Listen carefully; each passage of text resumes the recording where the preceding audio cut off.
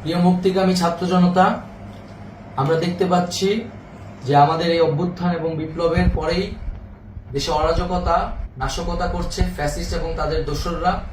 আমরা দেখতে পাচ্ছি যে বিভিন্ন জায়গায় এখন গোলাগুলি চলছে, মন্দিরে হামলা হচ্ছে এবং নাশকতা ও লুটপাট করছে। আমরা মনে করি আমাদের যে ছাত্র নাগরিকদের অভ্যুত্থান তাকে নস্যাৎ করার জন্যই পরিকল্পিতভাবে এই ধরনের ঘটনা ঘটানো হচ্ছে। আমরা মুক্তিকামী ছাত্র জনতাকে সজাগ এবং সতর্ক থাকতে আহ্বান জানাচ্ছি এবং আমাদের যে অন্তর্বর্তীকালীন সরকার, আমরা সেই সরকারের যে প্রস্তাবনা 24 ঘন্টার সময় নিয়েছিলাম, জরুরি পরিস্থিতি মোতাবেক আমরা এখনই তার একটি রূপরেখা ঘোষণা করছি।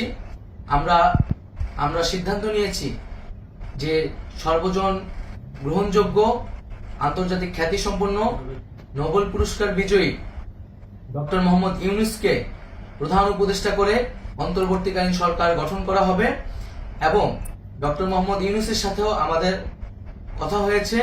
তিনি ছাত্র জনতার আহ্বানে বাংলাদেশকে রক্ষা করতে এই গুরুদায়িত্ব নিতে সম্মত হয়েছে। আমরা সকালের মধ্যেই আমরা এই সরকার গঠনের প্রক্রিয়া দেখতে চাই। রাষ্ট্রপতির কাছে আহ্বান থাকবে যে দ্রুত সময়ের মধ্যে ডক্টর মোহাম্মদ ইউনূসকে প্রধান উপদেষ্টা করে অন্তর্বর্তীকালীন সরকার গঠন করা হোক এবং এই অন্তর্বর্তীকালীন সরকারের বাকি সদস্যদের নামও আমরা সকালের মধ্যে ঘোষণা করব।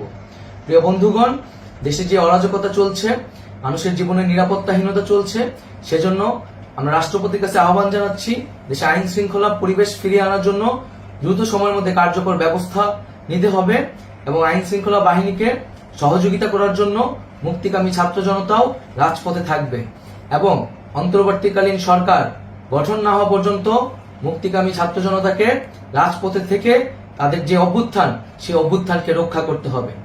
প্রিয় বন্ধুগণ, আমরা রক্ত দিয়েছি, শহীদ হয়েছি। আমাদের যে প্রতিশ্রুতি একটি নতুন বাংলাদেশ গঠন করার জন্য, সেটিকে আমাদের অবশ্যই বাস্তবায়ন করতে হবে এবং অবশ্যই ছাত্র জনতার প্রস্তাবিত সরকার বাদে কোনো ধরনের সরকার কিন্তু মেনে নেওয়া হবে না।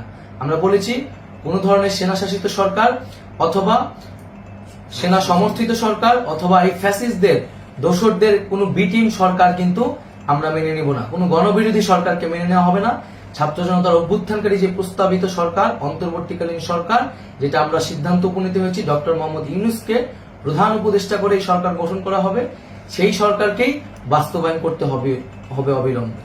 আগামীকাল সকাল থেকে সকলকে আহ্বান জানাচ্ছি রাজপথে থাকার জন্য এবং আমাদের যে সাম্প্রদায়িক সম্প্রীতি এবং রাষ্ট্রীয় সম্পদ রক্ষা কমিটির ঘোষণা হয়েছে বৈষম্যবিরোধী ছাত্র আন্দোলনের নেতৃত্বে, সকল পাড়ায় পাড়ায় এলাকায় এলাকায় সেই কমিটি পাহারায় থাকবে। আমাদের সংখ্যালঘু কমিউনিটিকে আমাদের রক্ষা করতে হবে, রাষ্ট্রীয় সম্পদ এবং এই দেশকে রক্ষা করতে হবে আমাদের।